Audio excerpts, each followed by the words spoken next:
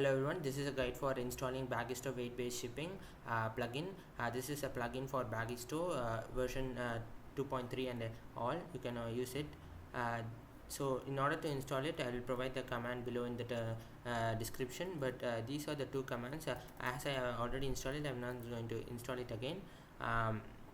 After installation, you just go to directly to your website. In your website, just go to the admin page. I'll go to the admin page. I will logged in and go to configure. In configure, go to shipping methods. So in shipping methods, after adding it, you should see a new thing called weight-based shipping.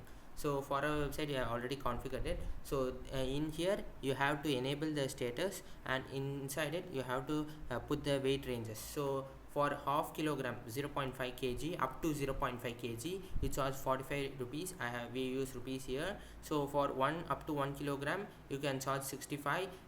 All those the rupee or the dollar, you can just directly, as per it will be based on the as per the Bagisto settings. So for 1.5 kilogram, it will be up to 1 to 1.5 kilogram.